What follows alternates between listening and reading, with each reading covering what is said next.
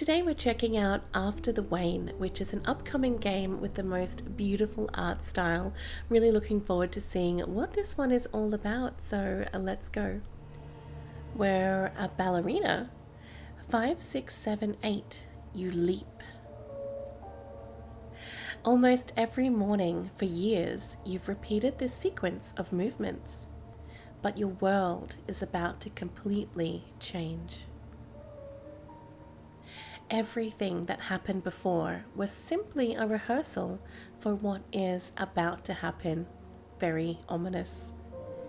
You glimpse the many variations.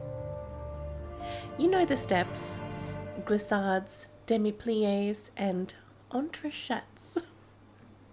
And yet, your feet seek out the warmth of familiar tracks. You imagine them left by a mother you never knew. Before you, an inescapable chasm. Oh, spread your wings, put down your roots. Let's spread our wings. Whoa. You spread your wings. Why hesitate? You're ready to fly. You are alone, but you soar above. Here, nobody can reach you. That's beautiful. A page turns. A grand jeté. I'm going to butcher all of these ballet moves, I know it. A fleeting moment before the inevitable plunge in this life that is about to begin. Oh, so we're up to the prologue. That is beautiful. You can see that she is falling, and that's frame by frame. Oh, the bar. More ballet terms, which I have briefly heard of. You've just finished your daily exercises when there's a knock on the bedroom door. 3 weeks. 3 weeks without access to a bar, where you've had to make do with the back of a chair, which is far from ideal. 3 weeks scouring the city, trying to find a place somewhere, then, as the panic sets in, anywhere. Hello. You know that on the other side of the door, Andre, your landlady, probably wants to offer you a cup of tea again. She seems sweet. Tea is always welcome. You managed to dodge her yesterday and the day before, but sooner or later you'll have to give in to her request, which isn't exactly unreasonable. Up until this week, she'd left you alone, probably because the other rooms had been occupied by a stream of tourists visiting the city. But with the arrival of September, the house had emptied out, and the old lady's attention had shifted onto her favorite niece's little protege. That's us. Oh, look, the face. We're not yet at the stage where she'd come into the bedroom uninvited. If you ignore her, she'll probably go away. Oh, why am I tempted to answer the door? Why not? Yes? You open the door a crack. I've made some tea, and I'd be very happy if you'd join me, Lena. Oh, okay. I'm evil. Give me a couple of minutes. I'm coming. I'll be in the kitchen. Oh no. You quickly finish getting ready, then you head downstairs. As you approach the area on the ground floor set aside for your landlady, the scent of freshly baked cookies gets stronger. See, it was worth it. You go through the door marked private and enter an immaculate, if rather outmoded, kitchen. On the old gas stove, the kettle coughs up little clouds of steam. On the table, unsurprisingly, a plate overflowing with mouth-watering chocolate cookies, still warm. Andre waves you to a seat before she pours the tea. What could possibly go wrong? It's tea and freshly baked cookies. I've been meaning to spend a little time with you since you got here, got to know each other a bit, but I haven't had a minute to myself. Now that the kids are back in school, it'll be quieter. It might even be just the two of us until the midterm break. Woohoo! I hope I'll get a place somewhere before then. Considering what Oriella told me, it'd be surprising if you didn't, don't you think? A little bit of perseverance and you'll get there, I'm sure of it. Have you been to the National Opera? It's the first thing you'd done, and they were the first to make you understand there was no chance. A waiting list as long as your arm, a pitiful chance of even getting an audition. I'm on the waiting list. Oh, that's a shame, but you have to realize that places in such a prestigious corps de ballet are very hard to get. I'd imagine the waiting list must be very long. If I were you, I wouldn't count on that. Wouldn't it be more realistic to aim a little lower, for starters at least? She's not happy about that suggestion. Don't expect everything to just fall into your lap. You know, I've met a lot of performers. You've got to make your mark. I should know. You know, things have changed since the 50s. Oh, don't go thinking it was easier for us. I've known hardship. I might have still been a child, but I lived through the war. And don't be thinking things were easy after the liberation. There was a whole country to rebuild. Look, her face, okay? She's like not having any of it. Did you know that we boarded American soldiers during the liberation? It was amazing. They'd play music every night in the parlor. We'd never heard jazz before. And now it's shifted to utter boredom. You'll see there are 2 or 3 photos from that time hanging up in the hallway. Oh, saying that, I've always had a weakness for classical, personally. Like you, I suppose. She lays her hand on your arm in a gesture of consolation. Anyway, you mustn't let yourself be beaten. I'm sure you'll get there eventually. You just have to do what it takes. Can I have a cookie? I'm not about to give up. It's not easy to stay motivated on my own. Oh, but that seems like it would invite this lady into our life even more, and I don't think we want that. I'm not about to give up. Not while I haven't exhausted every possibility. Speaking of which, oh yes, of course, don't let me keep you. Yes, you thank Andre and leave. Finally, we got away, and I know that it wasn't too bad, but I shouldn't have bothered. Just the time to grab your bag and jacket, and a few minutes later you're out on the street. Good, we're out of here. You're glad to be out of Oriella's aunt's house. The heavy atmosphere there is starting to get on your nerves. Yes, that and my finances.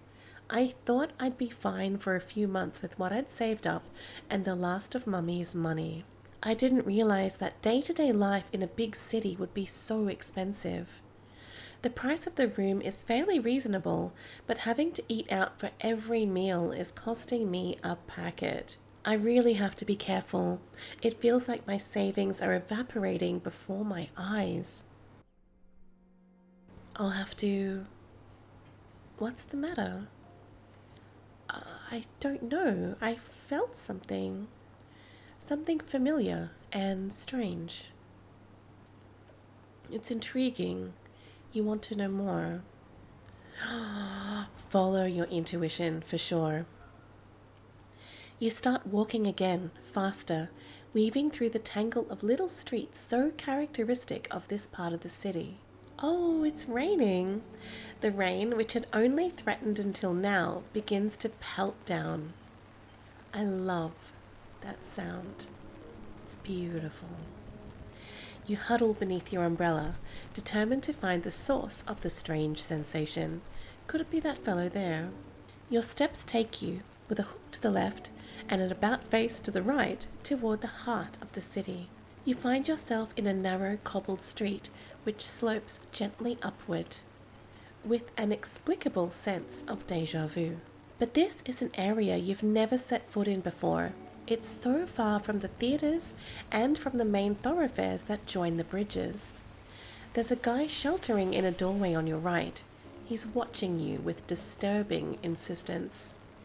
If the way he holds himself and his general look left any room for doubt. The fact that he's wearing a leotard makes it unmistakable. He's a dancer.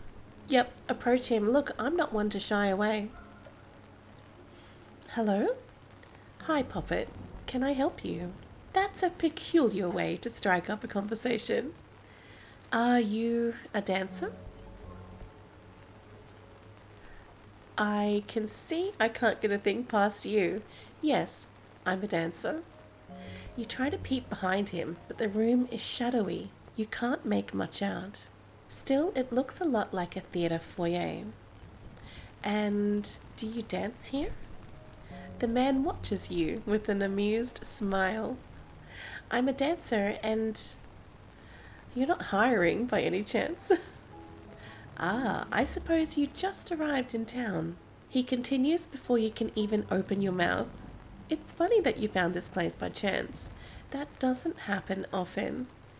However, I'm sorry, but I need to get back. Insist. Wait, are you sure? Really, I'm just asking for an audition. No, I'm sorry. Our director is very strict about hiring. He hesitates for a moment before he adds, Look, we're putting a new show together soon. Come back in about 10 days. You'll get your chance then. However, I really do have to get back. He starts to close the door. Wait! Oh, what's this place called? The Outpost. The Outpost? You seem surprised by the mention of this rather odd theatre name. I like it. Unless... does it remind you of something? Go on, scram, please. I've already said too much. If I get caught, my butt is on the line. This time he closes the door and you hear the click of the lock. You go back up the road, unsure what to think of the exchange. It's weird. It feels like it comes from this place. You look around, searching for the street name, but on one side the sign is missing, and on the other, rust has eaten away the enamel, making the letters illegible. Okay, I'm having thoughts. I don't think this place is actually real. Well, you'll have to remember the way. The rain hammers down. You need to find somewhere to take shelter if you don't want to be completely soaked. Your little umbrella isn't enough to protect you. Kitty cat! You dash inside the first cafe that looks open.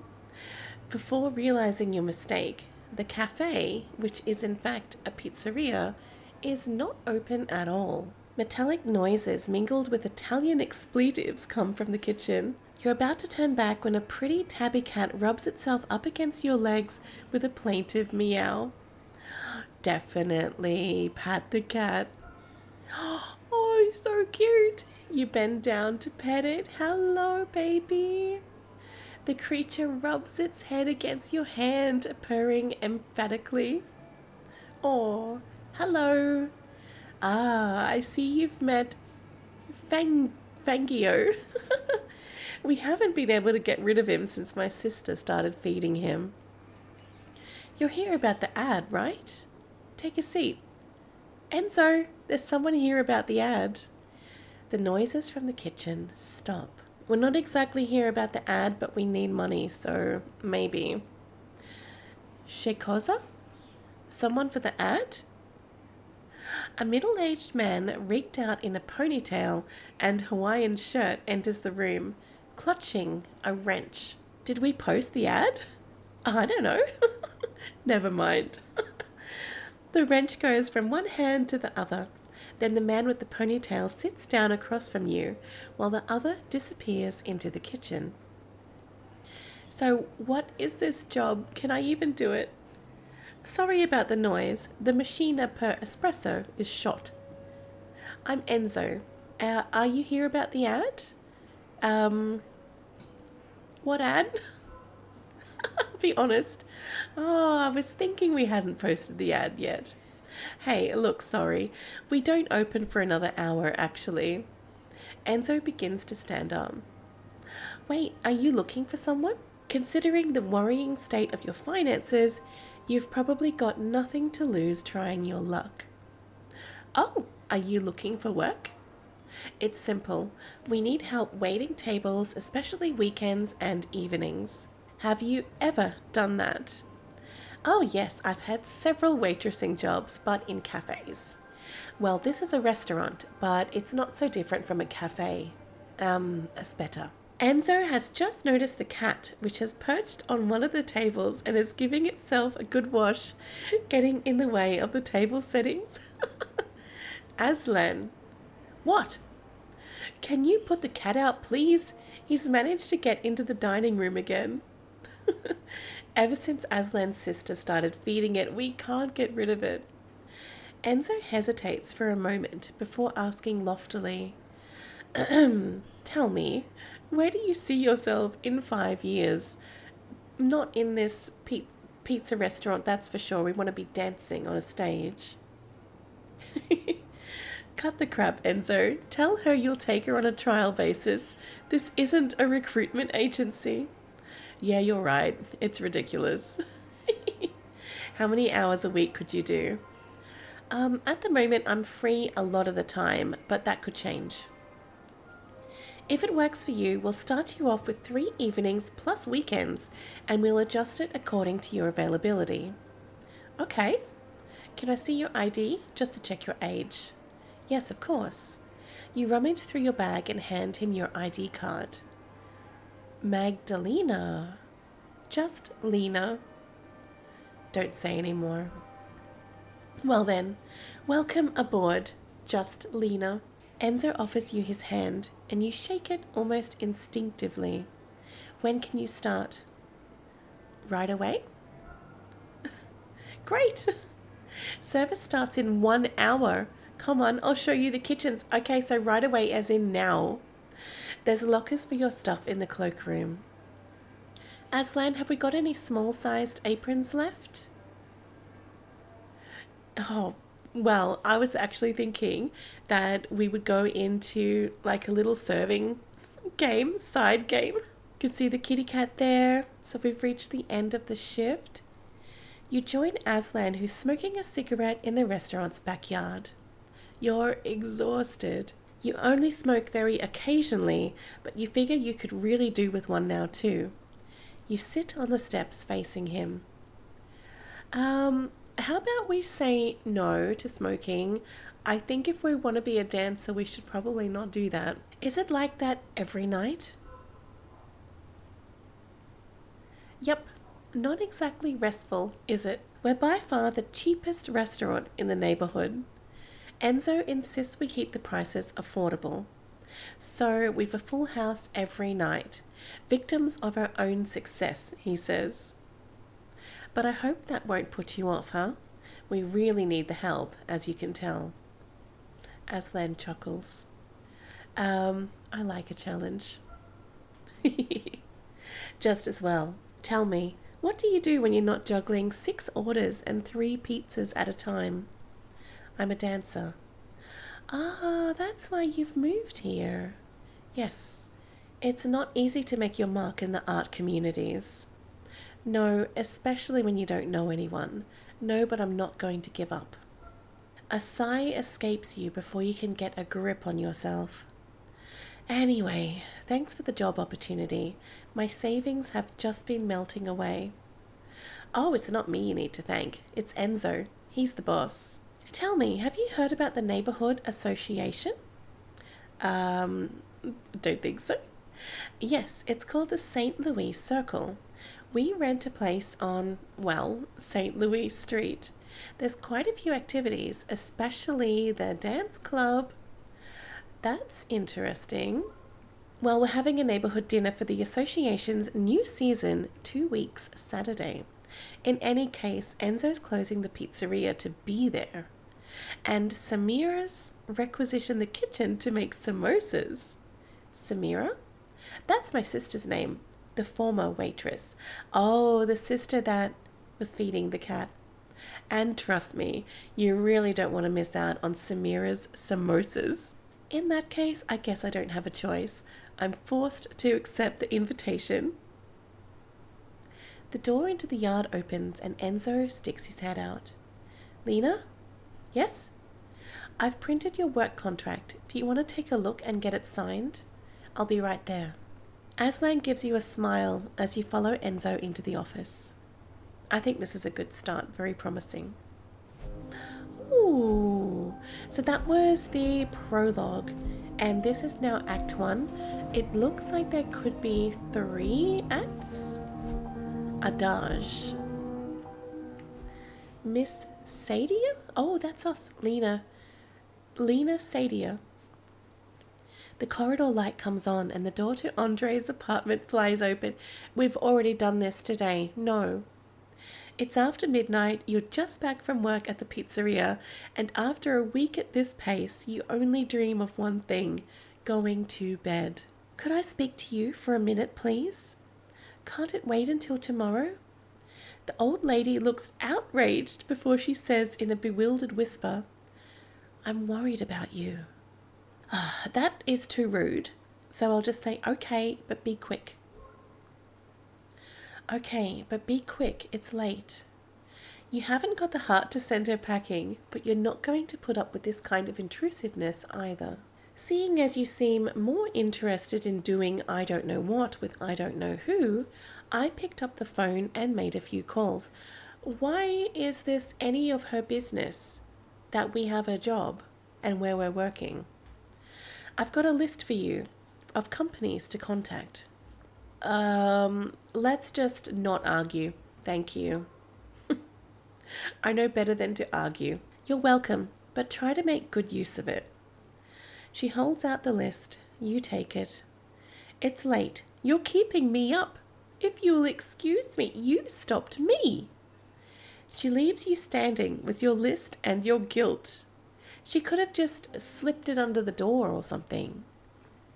You climb the stairs, go into your room, and flop down on the bed. Aren't you going to look at the list? Oh, I just need a minute. You let out a long sigh before turning your attention to the list. The Outpost. Isn't that the name of the place you stumbled on the other day? Yes, I made a note to go back there, and I don't know, that name, does it mean something to you? There are Odeons in every city of the country, but the Outpost, it's different. Do you think it might be a lead to your mum? That would be strange, wouldn't it? I was adopted by my grandmother a few days after I was born. There's no chance I could remember anything about her. But your grandmother might have mentioned her in passing. Maybe, I don't know, it was a long time ago now. Whatever it is, it's definitely worth a shot going to knock on that door. Yes, Andre's written down the date of the auditions. That fits with the info I got. When will you go? She's written that the first session is on Thursday afternoon. I'll call tomorrow to confirm. Oh, it's Thursday already. Thursday, after losing your way 3 times in the tangle of narrow streets, here you are looking at the Outpost. Unlike your last visit, the place seems far more vibrant, almost welcoming. There's a buzz inside, as if the place had just opened up after the summer break. You push the door and find yourself transported to an unexpected world.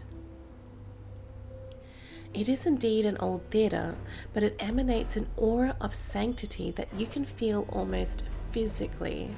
It's far removed from the modern buildings you're used to, and even the National Opera with its gilding and Rococo marbles didn't have this effect on you.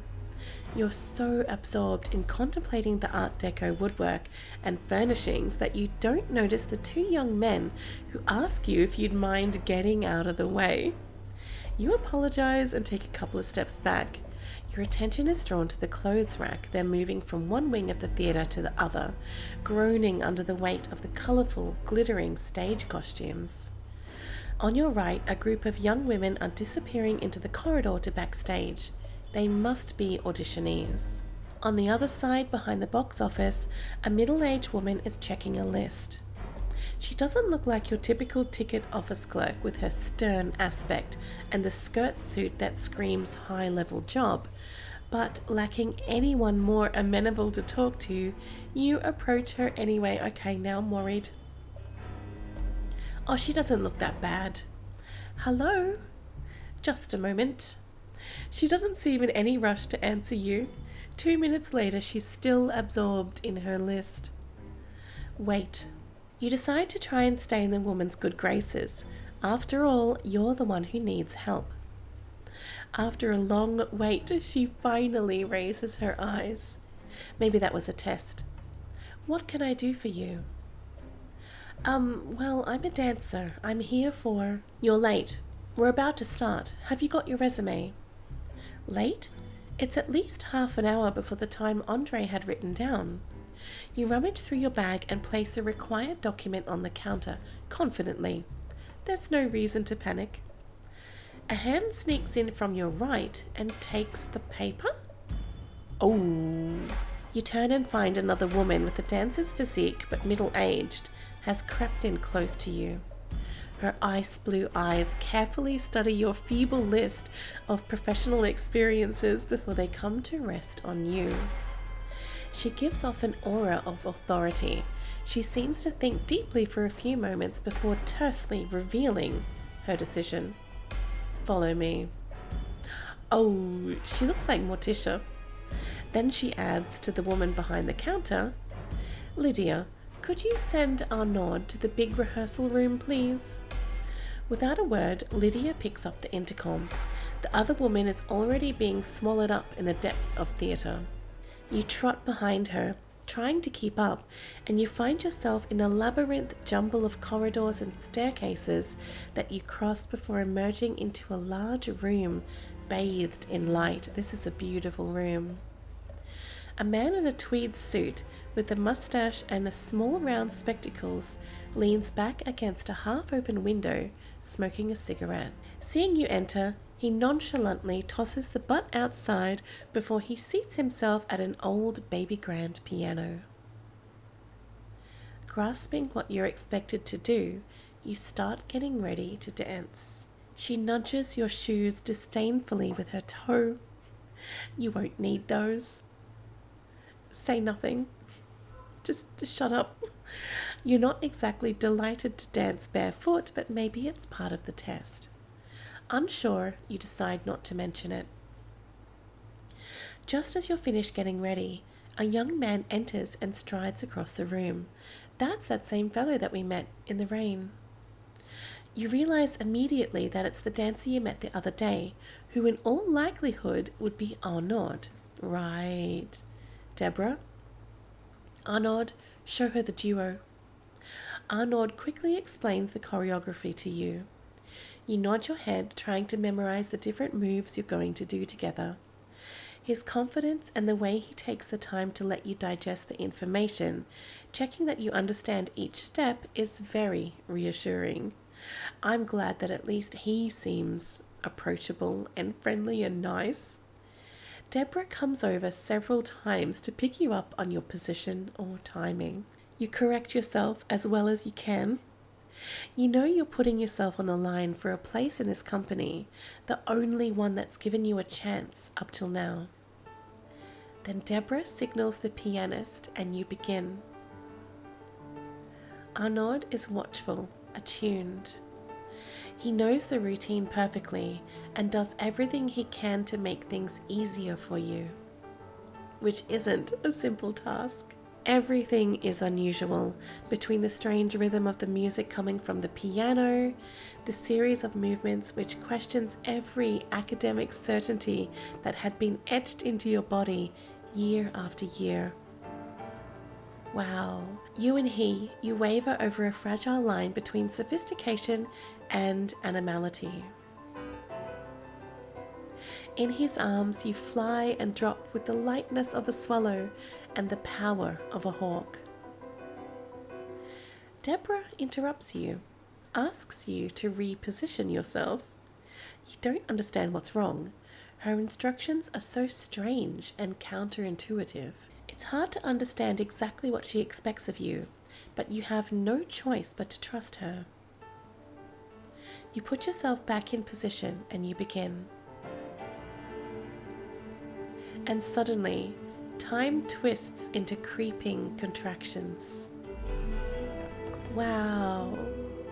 Nothing exists but the knot and the root, chemical wedding between you and the night. Oh, that's so beautiful. Whoa. Then you're ripped from the joining of the worlds when Deborah claps her hands twice. The music stops immediately. Stop. That's enough. We'll stop there. That almost felt otherworldly and weird. That was it. Oh, wow. That's all we get to play. It ended in a place that just is the perfect place to end, right? Because you think there's something weird here. There is something very weird. Like, it's more than just a story about a girl wanting to be a dancer and is looking for information on her mum. There's something weird here, and I love it. Obviously, the art style is gorgeous. I just love the sketches, the illustrations, the way that it feels and is hand drawn, but it's just in such a beautiful way. It's gorgeous. I think there's more to this story than just a girl dancing and trying to get by day after day. That almost felt surreal and supernatural, what was happening there dancing with Arnaud. But I don't know whether that's just in her head or if there is something more. And that makes me think, could there be something more in this story, in this universe? Could there be something weird going on? I really loved it. I think it's great if you are into visual novels with gorgeous artwork like this one and a deep story as well. I think this one has a lot of potential. Little side note, you can probably tell that I have been a little bit unwell and I'm just waiting on my voice to catch up to the rest of me. So interesting times. Hurry up and get better. Basically, it's what I'm trying to tell my silly voice. It's being very naughty. But thank you so much for watching. I really hope you enjoyed, and I will see you very soon. Bye.